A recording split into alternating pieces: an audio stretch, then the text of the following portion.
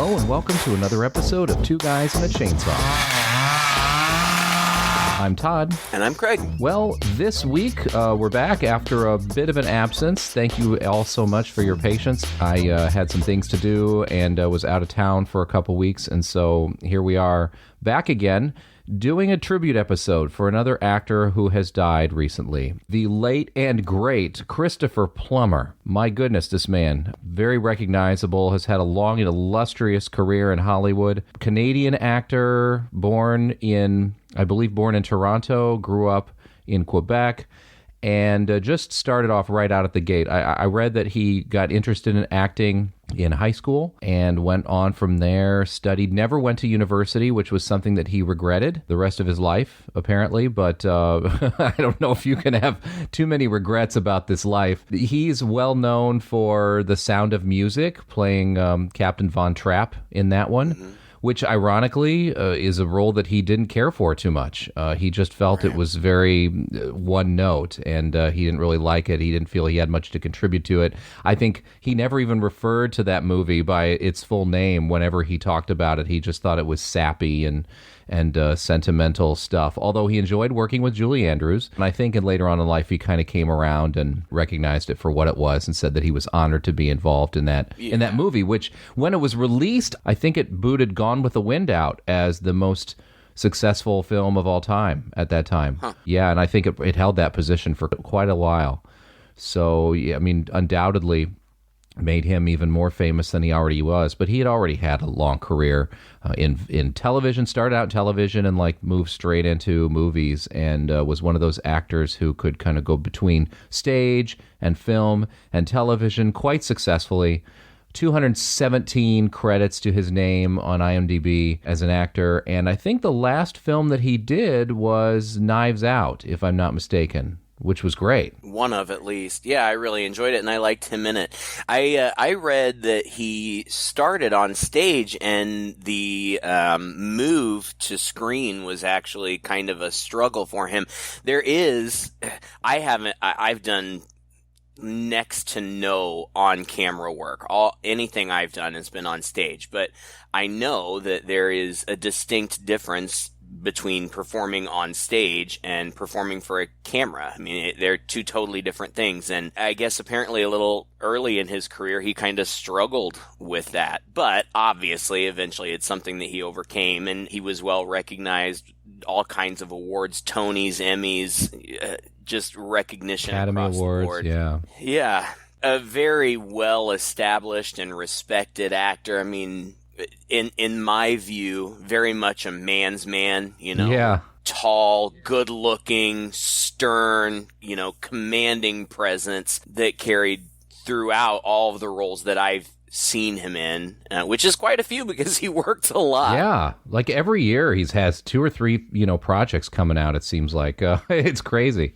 Up to the very end, really. Yeah, a very illustrious career. So, it's sad that he's gone, but he had a very full life, and we can just kind of celebrate his work. Well, I have to recommend, before we dive into this week's movie, which is Dreamscape, which came out in 1984, I have to recommend that if you have not seen Murder by Decree, God, this is a fantastic movie. And we've done a couple of Bob Clark's movies on here, and I think I've even referenced Murder by Decree once or twice just because I love that film so much. Directed by Bob Clark and starring Christopher Plummer as Sherlock Holmes. If you're into Sherlock Holmes, and who isn't, you've got to give that movie a look. It is fantastic. It's just one of the best Sherlock Holmes movies out there.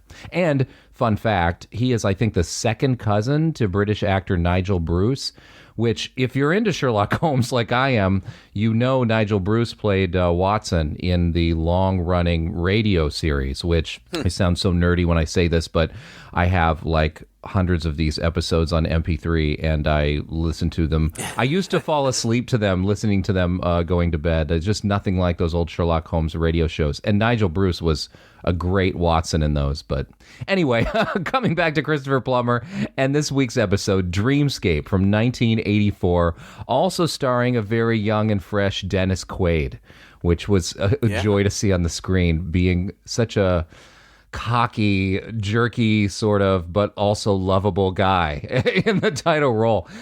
For me, this movie does bring back memories because this was a film that I remember very distinctly from childhood. Yeah. We must have either taped it off a TV or taped it off of a rental tape or something because my sisters and I watched this quite a bit. And I was really anxious to see if it lived up to my memories because I hadn't seen it since my childhood. It's surprisingly not a well-remembered movie, I think. People don't talk much about it. And going into this, I was a little concerned like how dated it would be, or maybe my memories didn't really hold up as well. It's an interesting film. I would say it spans a number of genres, horror being one of them. Yeah. It's like a sci-fi movie. It's a horror movie. It's like a political thriller. There's some romance in there. I mean, it's got a little bit of everything. It's almost like trying to be a little bit more of like a sci-fi Indiana Jones thing, you know, where the adventures happen in the dreams. I don't know, I thought about that because his character struck me as a young Harrison Ford-ish type thing. And this movie came out in 1984, the same year I believe Indiana Jones and the Temple of Doom came out, and both films also co-star the absolutely... Kate Capshaw. Oh, God, gorgeous Kate Capshaw, right? I know, right? Man. I think all of us were in love with her. Yeah. When we were kids. I mean, I don't think that this had the widespread appeal of Temple of Doom, but hardcore Indiana Jones fans kind of view Temple of Doom as one of the redheaded stepchildren of the franchise. Like, I think that it was the bastard child before that stupid alien one came out. Oh, God. Kingdom of the Crystal Skull. But Temple of Doom was always my favorite. Oh, yeah. I just thought that it was so fun and exciting and funny. And she was just absolutely great in that movie. I loved her in that movie. She was also in Space Camp, which was another great movie. She was married to Steven Spielberg there for a while. She was. Is she's not anymore? Maybe she is. I don't know. I don't remember. But she was very beautiful, of course. But she also just had a really spunky, and I'm sure she still does, a very spunky personality that made her really fun to watch on screen. And she has a relatively small part in this movie, but I still enjoyed seeing her. And you're right. You know, this is young Dennis Quaid, and somehow Dennis Quaid was involved in this movie kind of from its inception, and they wrote this role with him in mind, and he was really the only choice to play it because he was so enthusiastic about it and bringing it to fruition. And I like Dennis Quaid. I still like Dennis Quaid. He's handsome. He's funny. He seems very down to earth. Mm-hmm. But in this movie, he is very young, very handsome. You're right. He's got kind of that cocky attitude about him. It's charming. It's endearing. And this really, I mean, he's a baby in this. The other thing that I remember him from, especially from when I was a kid, was Inner Space with him and Meg Ryan. Oh my God. And I loved that movie. And this is even before that. Yeah. So he's a little baby, but very handsome and charming and good in this role. I would love the excuse to do Inner Space on this show. We can't really call it a horror movie, but man, that's another movie. You've got to go out and see that. You know, it still holds up. I was actually guested on another podcast that was done by some friends of mine years ago, and we did Inner Space there, and I remember us just loving that movie. It was so good even today. So this movie, I think this movie's kind of ripe for a remake. I feel like it's dated, and it's not terrible. It's just dated. Maybe that's just the best way to put it. And I feel like you could take this whole concept, change almost nothing about it, and just update it for modern times. And it would be great. I think somebody needs to do this. It's really interesting. If you look at the poster for this movie, it is like a ripoff of the Indiana Jones posters. Yes. They're really trying to make this look like this Indiana Jones type globetrotting thing with the poster art. It looks just like the Temple of Doom and the Raiders poster art. I mean, obviously that's intentional. And then I have some really cool Italian poster art that I'm going to put up on when we post this on the website. That's hilarious. Oh, I know. That Italian stuff is crazy. Some of it doesn't even make any sense. Like, did they even see this movie? I know, right? But and somehow that's kind of in the spirit of this movie, because again, the movie is a little little bit all over the place in what it tries to be and the genre that it is. It has a surreal elements to it. It has very down-to-earth elements to it. It has some corny elements to it, some touching parts. Somehow, it still kind of works. I mean, don't get me wrong. I mean, the movie's dated, and it had its issues. But the only real issue I had with the movie was the film score. I felt like the music, it didn't deserve this music. I don't know. Maybe you feel differently. Well, kind of, just because I know, having looked into it, that it was very intentional. Now, I don't remember who the composer Maurice? was. No, first, the composer is Maurice Jarre, who is... very famous, Oh, right? yeah. Lawrence of Arabia, Dr. Zhivago, Right? Like these huge classic films. Ghost, Dead Poets Society, Gorillas in the Midst. I mean,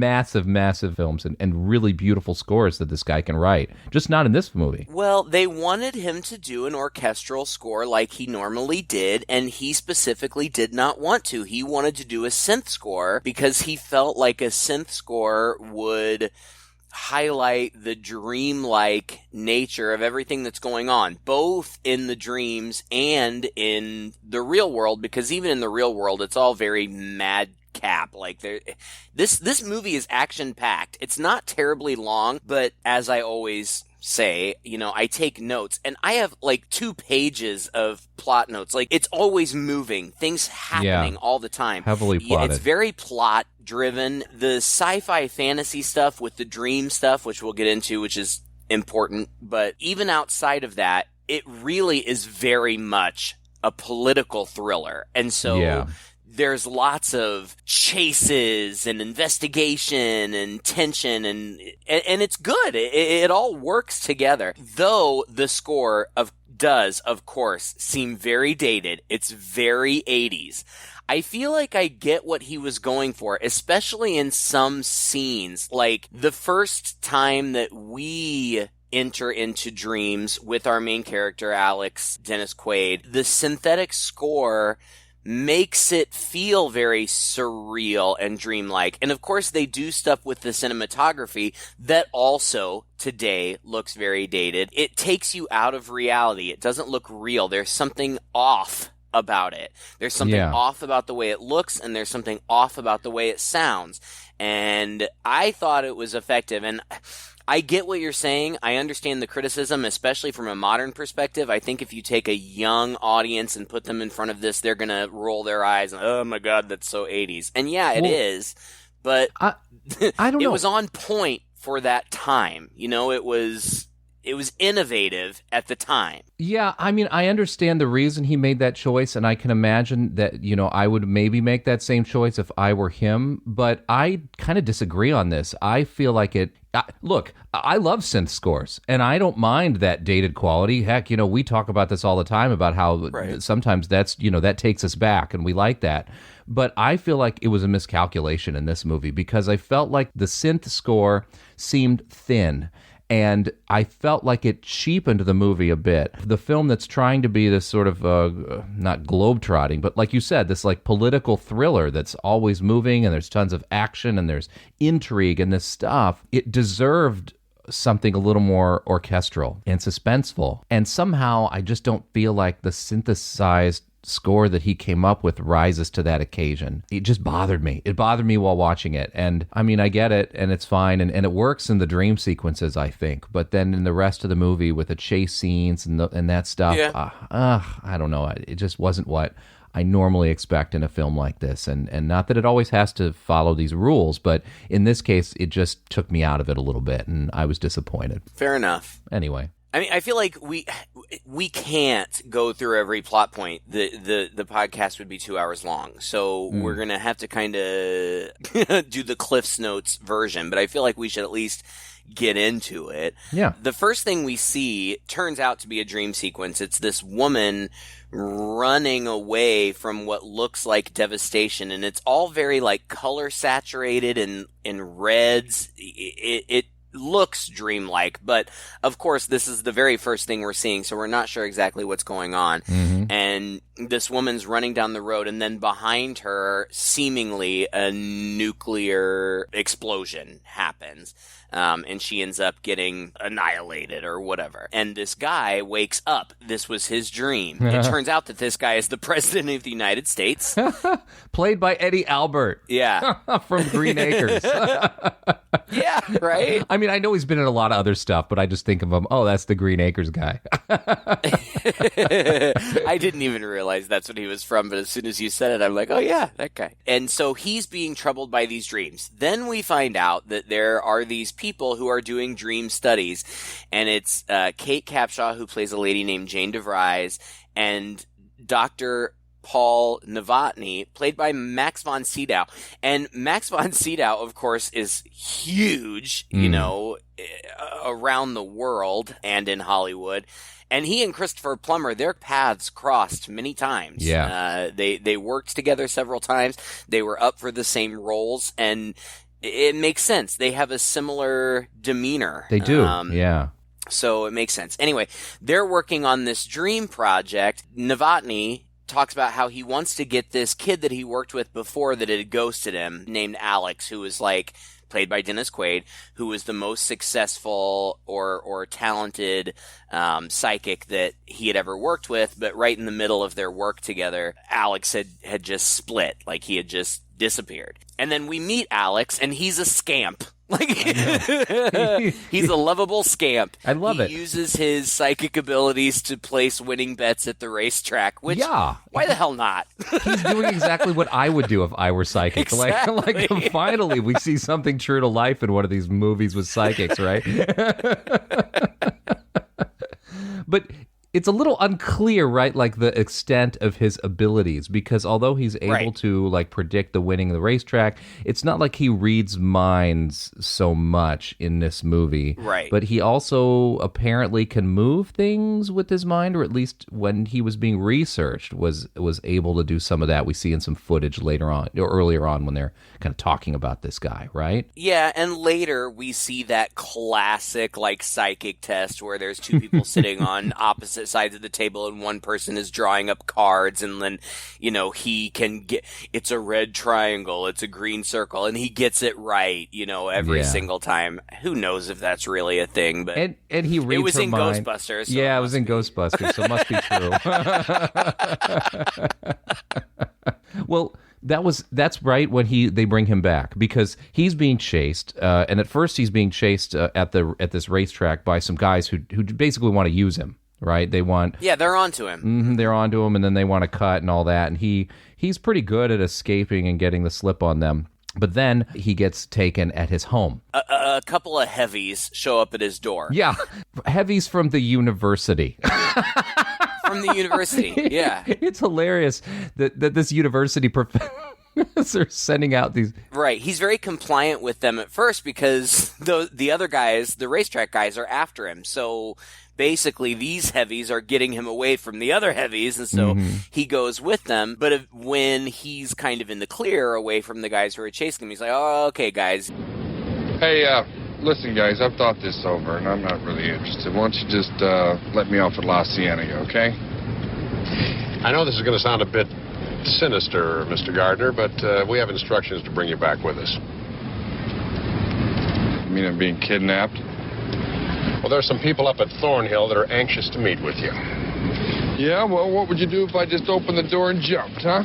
And both of these guys who play these crony-type guys, both familiar. I've seen them both in things as this type of character several times. But anyway, they end up taking him to the university, and you know, it's a little suspenseful because he's not really going of his free will. You don't really know what's going on. But when he gets there, you know, it's Novotny, and they know each other. They have a relationship. You know, doesn't appear that he's in terrible danger or anything, but he doesn't want to have anything to do with it. He just wants to go back to his life and do his own thing. And Novotny basically blackmails him and says, listen, listen, I know what you're doing, with all these racetrack winnings and stuff. It would really suck if the IRS were to get wind of that. So Alex gets pulled into this. And what they're doing, and I love this premise. I think it's a great premise. It's awesome. They are doing therapy by psychically linking people and allowing these psychics to enter the unconscious dream state of patients.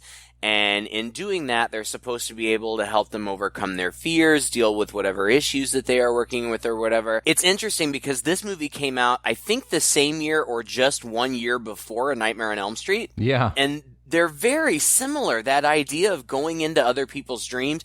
In fact, somebody involved in this movie, was it the writer? I think it was Chuck Russell, one of the writers of the screenplays. Yeah, he wrote Nightmare on Elm Street 3. Yep. So they're major connections, which is kind of interesting that Nightmare on Elm Street went on to become such a huge franchise, and this one is seemingly forgotten, because I think this movie, compared to the original Nightmare on Elm Street, in terms of quality, very similar. And, they're both very competent. Brain Scan, I think, came out the year before this. So there was a little slew here of jumping into people's dreams movies. Now, I'm curious. When I was a kid, my impression of this whole thing was that it's this machinery, this technology that they're using that allows people to enter dreams. And the fact that he's psychic just makes it easier for him. Like somehow he's more easily able to adapt to the process, or, because it does require some mental capacity as well that has to be sort of trained. And some people are better at it than others, and they figure that these psychics or whatever are better at it, right? Or is it really, are the machines that they're hooked up to kind of just monitoring their vital signs? Do you know, is there a difference? I'm with you in that growing up, I thought that the machine, because it looks like their heads are connected. Yeah.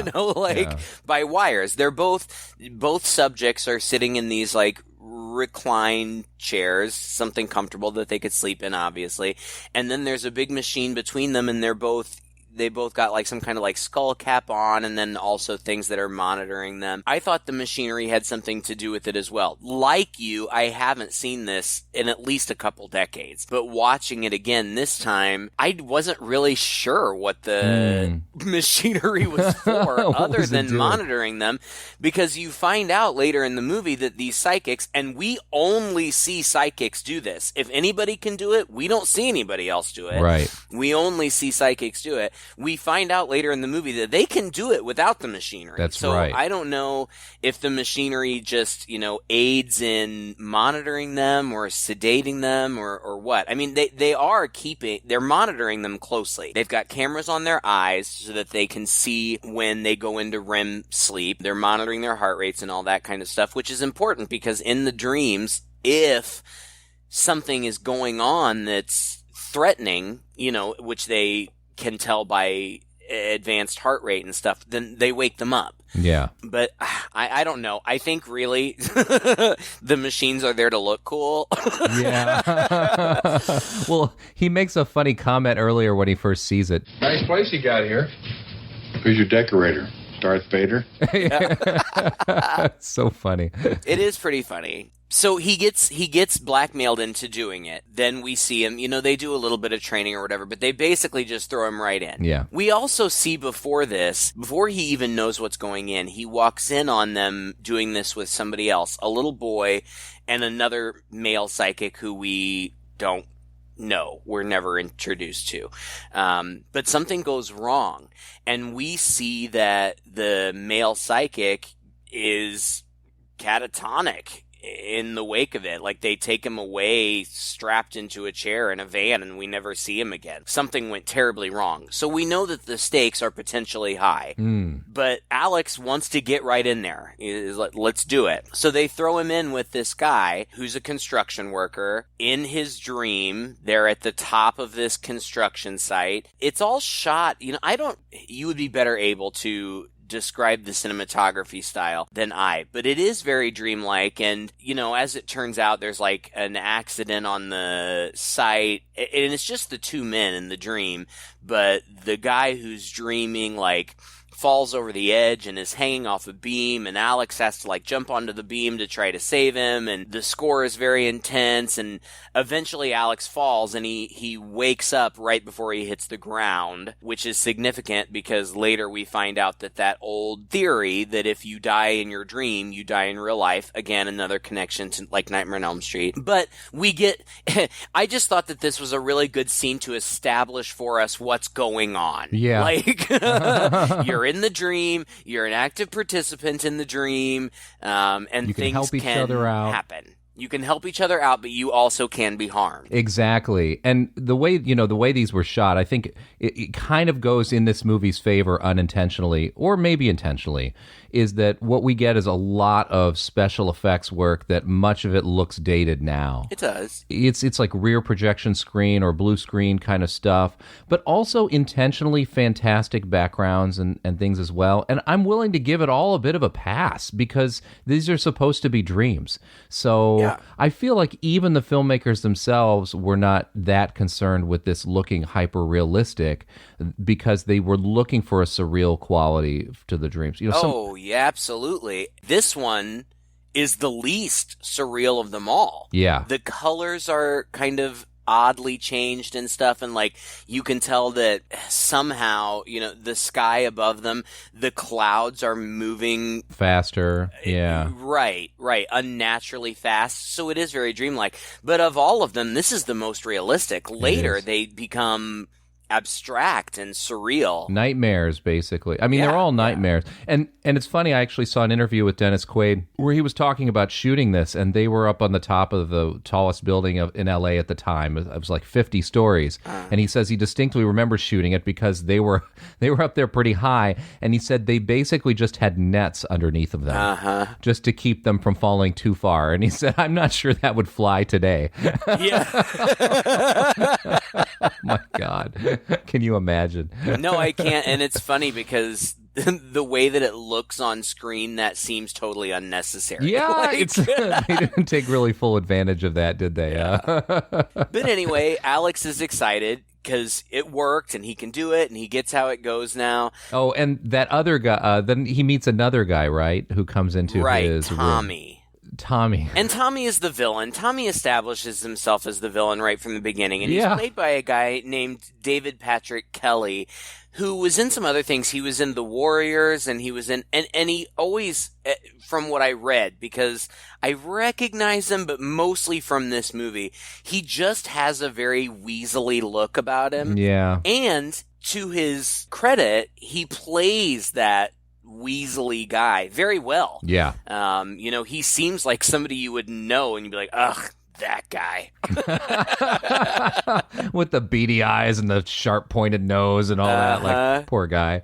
But this is a really interesting thing about this movie, and this is where I think if I were to update this, I would change it, is that there's never really any question who the bad people are and the sinister things that are going on, Yeah. The movie doesn't really hold its cards close to its chest. It really just kind of lays all this out for you openly and in the beginning, and just, your job is just to kind of follow the ride and see where it leads. Because after he meets him in his room and picks up his saxophone and annoyingly honks on it and does all, kind of like basically he's jealous of Alex's first time quick success in this. Well, because, Alex is the new bright shining star, whereas before Tommy had been the superstar. Yeah. And so he's all about telling Alex, it's cute that you're good at this or whatever, but I'm the top dog and don't forget it. Stay in your lane. Exactly. Right. He's marking his territory. Like, this is my deal. And he does it in a very smarmy way. Mm-hmm. I mean, if you want to get all analytical about it, I guess if I were in Tommy's position, I'd be kind of pissed too. I've been working on this for a while. I've been the superstar, and now here comes in this new hotshot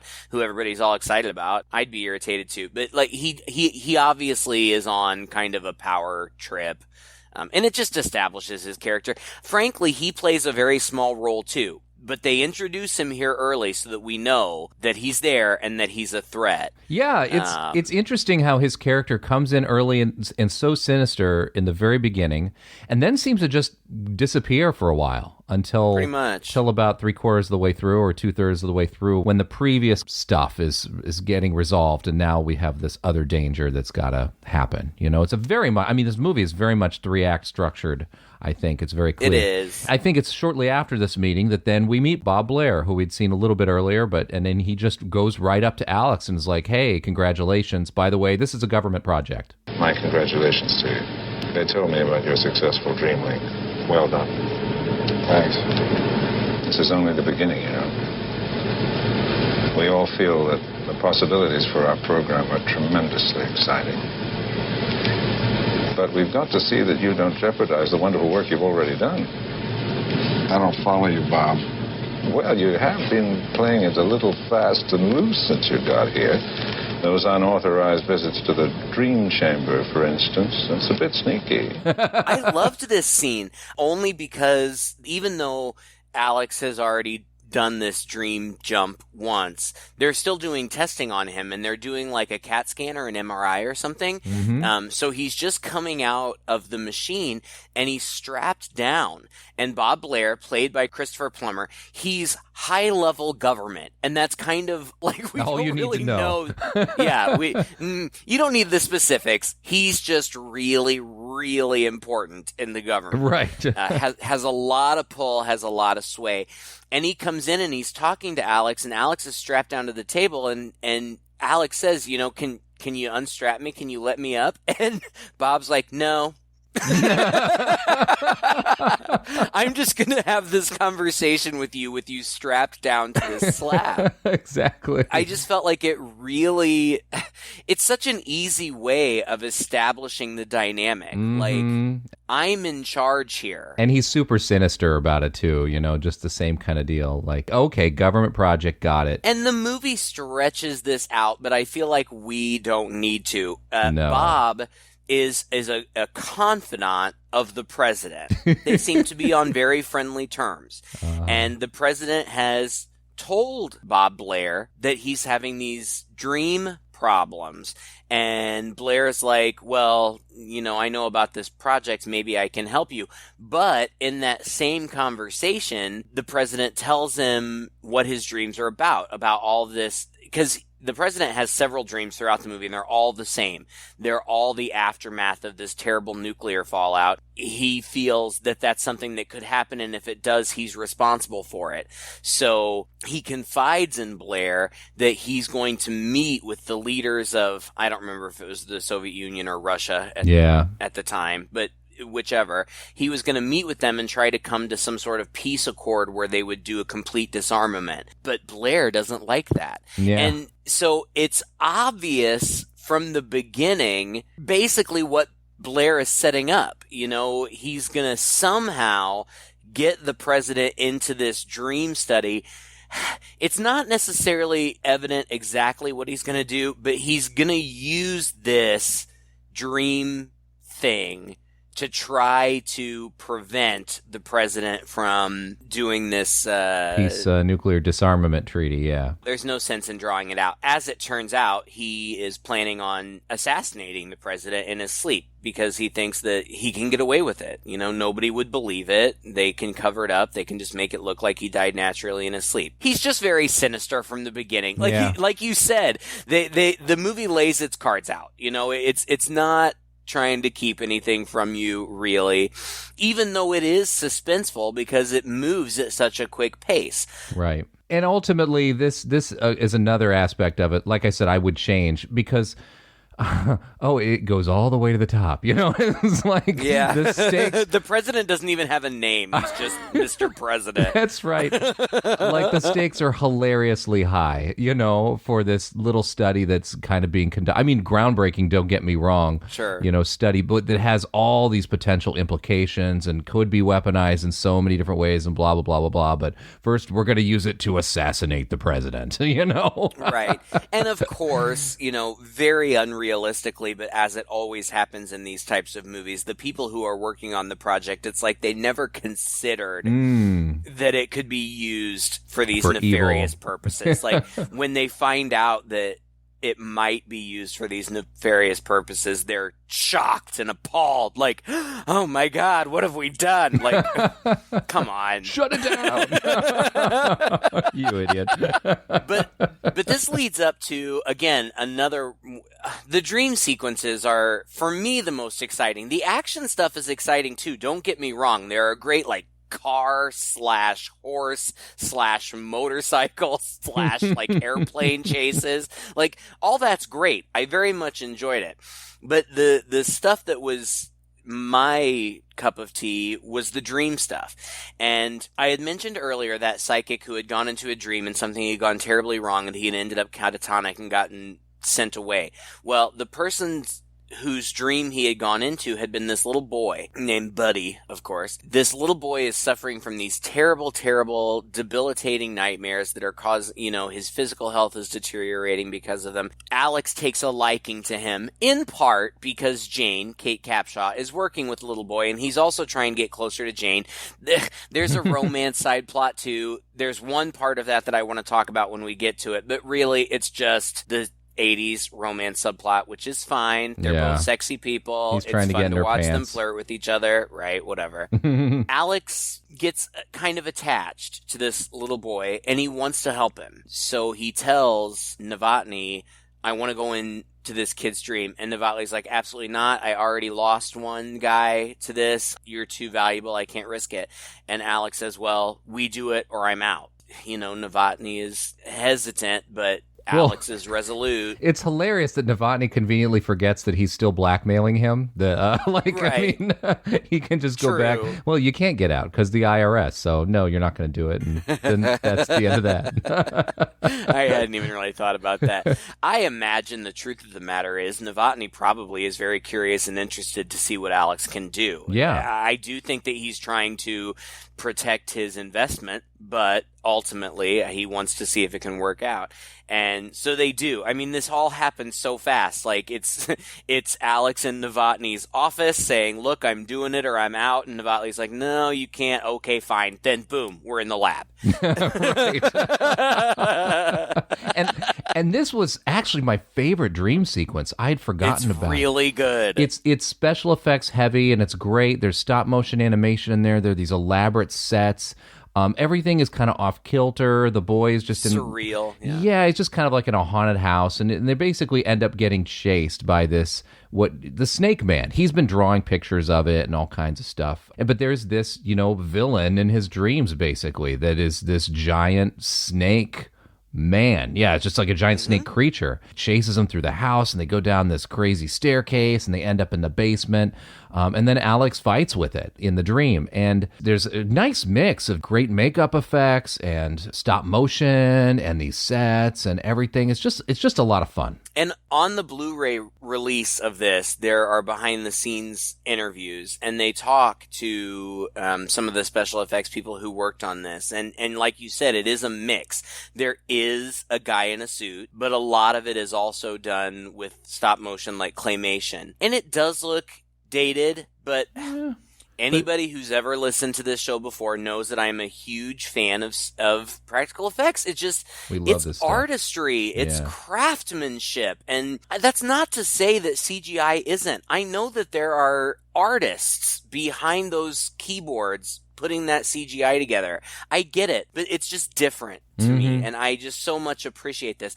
That's why when you said it's rife for a remake, I agree with you, because I think there's so much potential, but I feel like they're gonna fuck it up with CGI.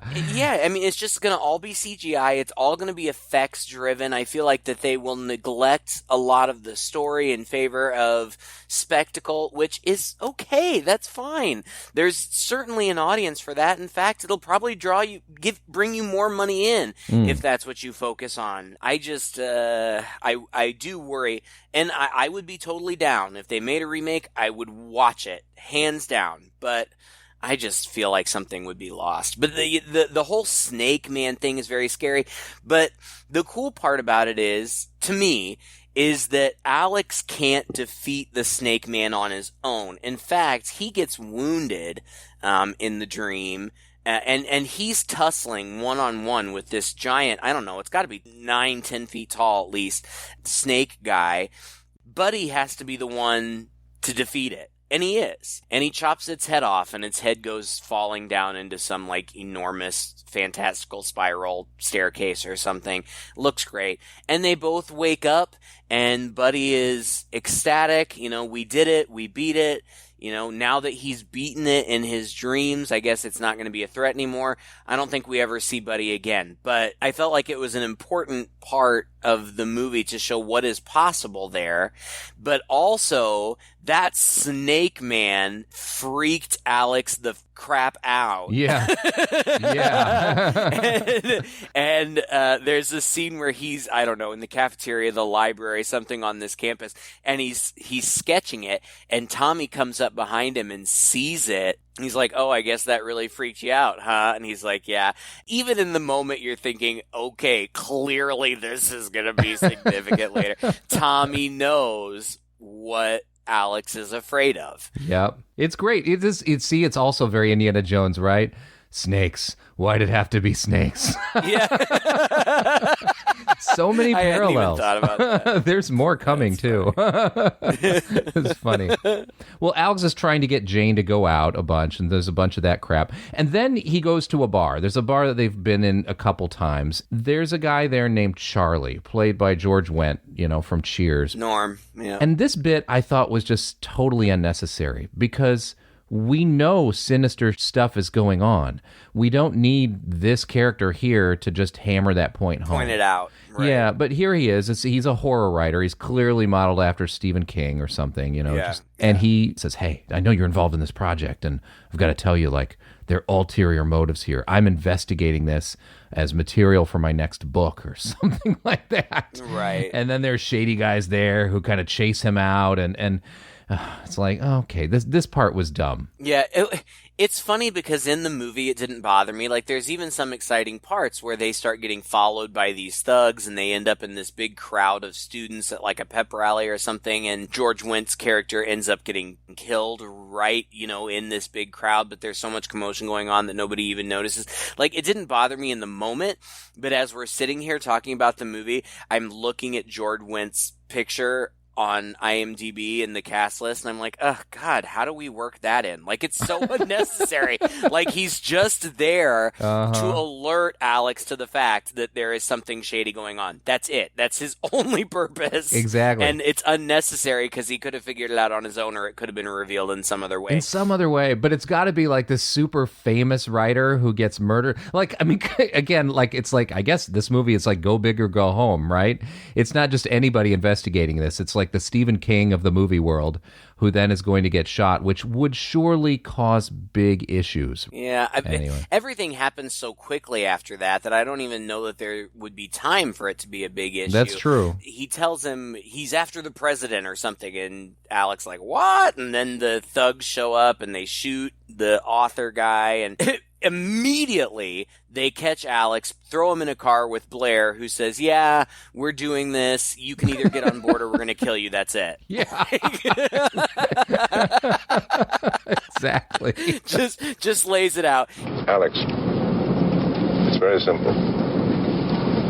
Either you work for me or you die. But he gets away, and that's when there's a great big fun chase scene, like back at the racetrack where he had been before, and he's on a motorcycle, and they're on the horse track, and they're chasing him in cars. And it's fun. It is fun. I liked it. It's stupid, but it's fun. So at that point, he knows what's going on, and then it's time to, you know, foil Blair's plan.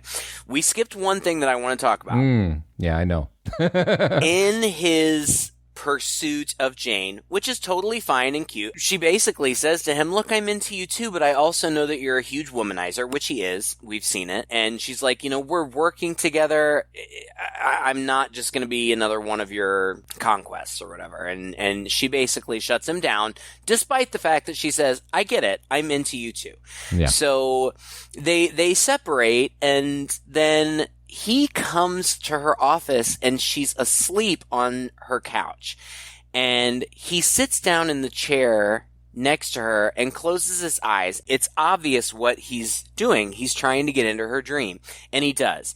And this scene, at least parts of it, were censored from some releases because there's a sex scene, a very mild, with absolutely no nudity sex scene. Yeah. But after the theatrical release, I think on the initial video release it was censored, and then even on some subsequent releases it's been censored. We saw it. It's very tame. It's totally within the realm of PG-13.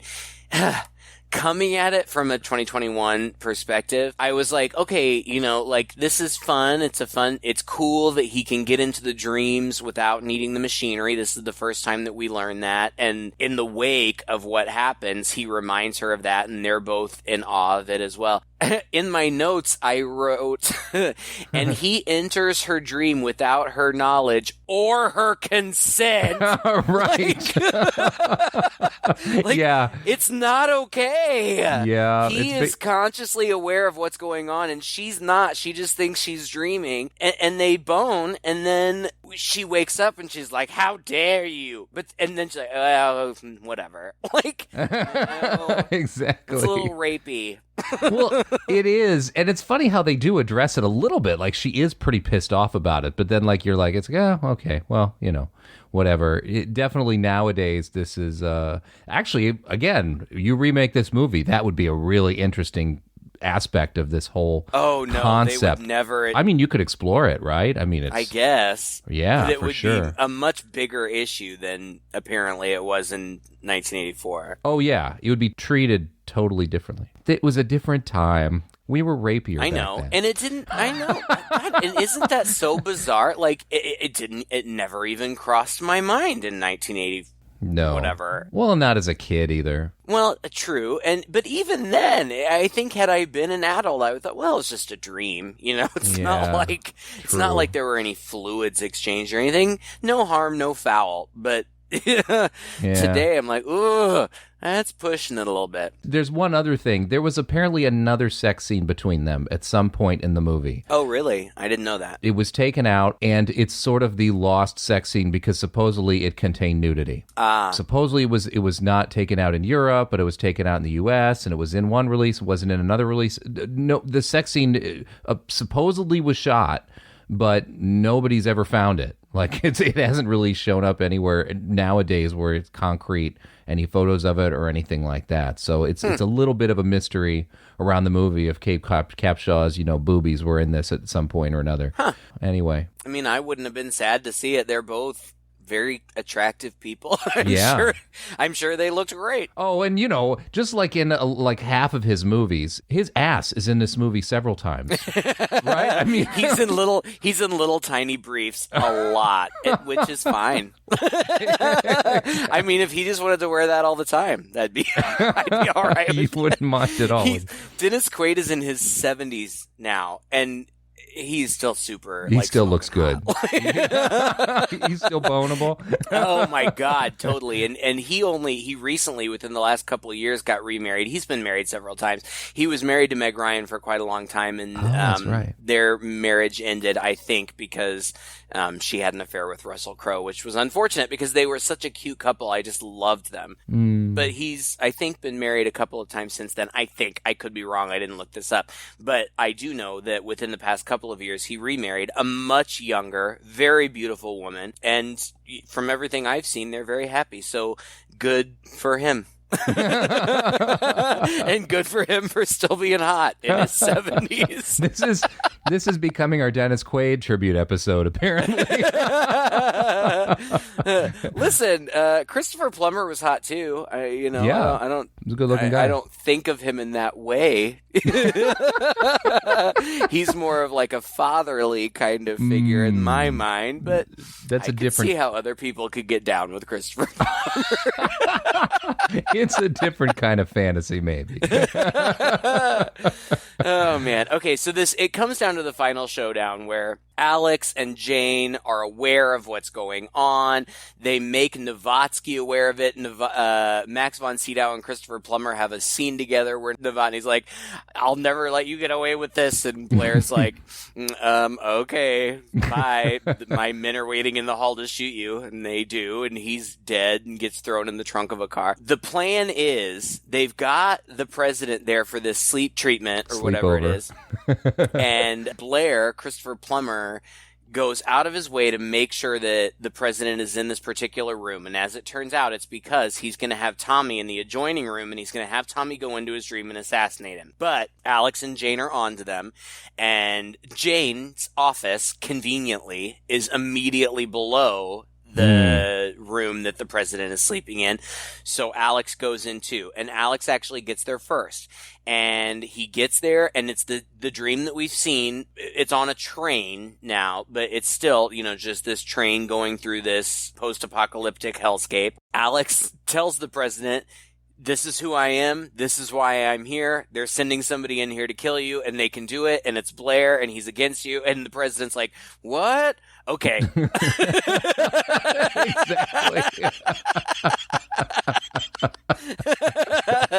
Not the sharpest knife in the drawer, this president, but, whatever. But then Tommy shows up. And I have to give David Patrick Kelly, who plays Tommy, credit. He's great in this scene. He is very intimidating and frightening. And what's most frightening about him is that because he's been doing this for longer than Alex, he's a pro at it. We failed to mention that we had seen that he had killed somebody in a dream previously. We didn't actually witness it happen. We saw it happen from the outside, but Alex put two and two together that he had killed this woman in her sleep. Also, Alex had broken into the doctor's office and pulled out the file on Tommy, and turned out that there's a classic newspaper clipping that's self-proclaimed psychic murders father. I mean, with a photograph of the dead father with bullet holes all throughout his body. Yeah. I'm glad you remembered, because it's very significant in this last scene. But this last scene, it's all a dream, and Tommy has realized from his experience that he can do anything in a dream. It's all subconscious, so he can do whatever he wants. He can be whatever he wants. He can, if he wants to be a ninja and uses nunchucks in the subway, he can, and it's great. It's a great scene. Yeah. I actually read that nunchucks scene, which I think is really fun, and actually David Patrick Kelly studied martial arts, so he was showing off some of his own skills. It had to be cut in the UK because they had like a ban on nunchucks. Like, what? What? Okay. It's unfortunate because he was really good with the nunchucks. Am I wrong in this? Weren't his nunchucks also sort of like kind of Star Wars-y lightsaber-y as well? Yeah. They're kind of green glowing. Maybe. I don't know. It was fun. But it's a whole big chase. Like, he's chasing them through different places, different scenes, and because it's a dream, they can go through a door in a train car and then end up in the subway, and then open up another door and end up in some underground lair. Which is cool. And it is all very surreal. And it feels very much like the end of a Nightmare on Elm Street movie, where they typically end up in some sort of Freddy hellscape. You know what I mean? Yes. That's what it felt very much like. And also, this contains the one scene that I remember more than anything else about this movie that I just completely connected to, and that's when there's like a policeman who comes in the dreams, like, hey, what's going on here? And Tommy grabs him and displays his fingers, which are now have blades on the top of each of his fingers, plunges it into this guy's chest, and pulls out a still beating heart. Now, we've already been talking about Nightmare on Elm Street came out this year for the first time. That's like an obvious type Freddy type thing. What a coincidence, right?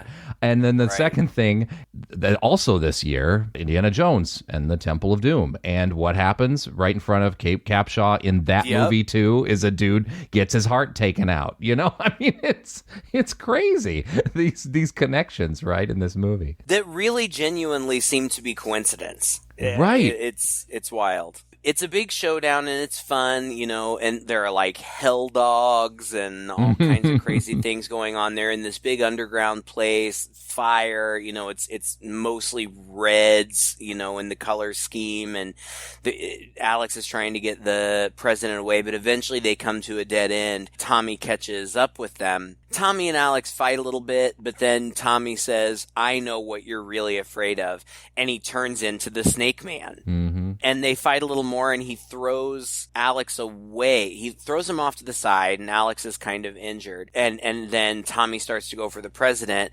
Behind Tommy's back, Alex stands up, and it's like, not that he realizes that he can be whatever he wants, but he's just never done it before, so it takes him a second to kind of figure it out. Mm-hmm. But he transforms himself into the image of Tommy's dead father, complete with bullet holes and everything. And he starts talking to Tommy, and Tommy is obviously affected and moved.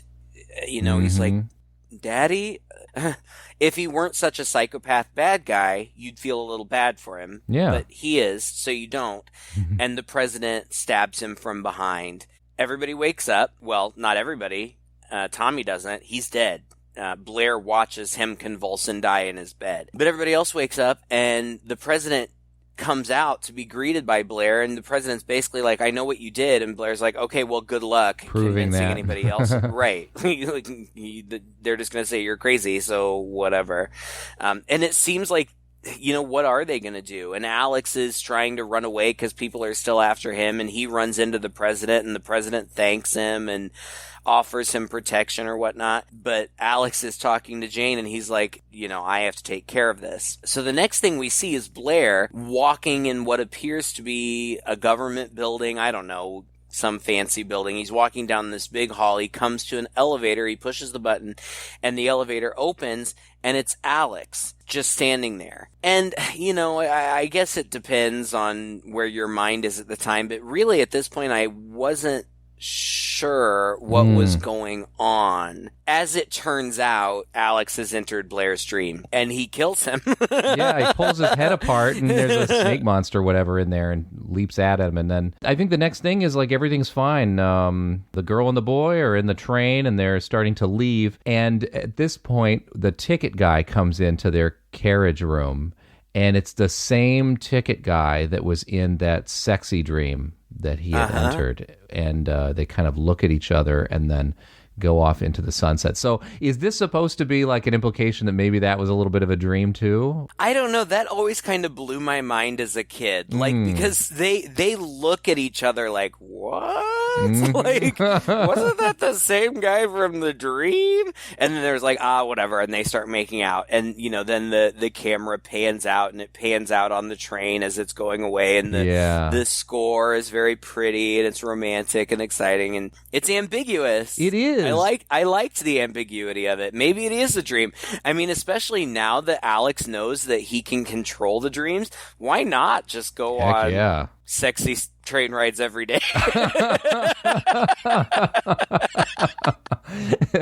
Sexual dream tourism. Yeah, that would be. It would be. Well, this just. I'd be down. If I had a coupon or something. Who wouldn't be? But it seems like you'd prefer Dennis Quaid to be the one taking care of this. Yeah, definitely. Well, it reminded me a little bit of the end of the final scene in Total Recall. It also plays with your mind a little bit like that. It's very similarly. Although this one in a less profound, but just kind of cute way, I think. Yeah. Like we said, I thought the movie was fun. It was dated for sure in many ways. It's a little silly and over the top in some of these other ways. But ultimately would be a great movie to be remade. And I'm still kind of surprised that most people don't really remember this film. I mean, in the internet age, everybody eventually remembers all this obscure stuff. But up until recently, nobody was talking about this again. We grew up with it, watching it a ton on VHS, but I never really met anybody else who had. And on cable. It played on cable a lot, I think. Oh, did it? Yeah, we didn't have it on VHS, but I remember watching it a bunch of times. And so I think that it played like on USA or some of those other cable channels. So it had a bit of a life. It did, but you're right. I just don't see people talking about it very often anywhere. I like it. It's a fun movie. It's entertaining. Yeah. It's fast paced. It's action heavy. It's well acted for what it is. I mean, it's not, a serious movie, but everybody in the movie is very competent. You've got some very, very prestigious actors in here. It is surprising that it's not better known. Yeah. I don't know if movies that came after it were directly inspired by it. Like you said, there were other movies that were tackling similar things, like going into dreams and stuff. But I read, like a list of several movies that came after it that seem to have been inspired by. One of the ones that stood out to me, the only one that I can remember, is The Cell, which is another movie that I think that people don't talk about very much.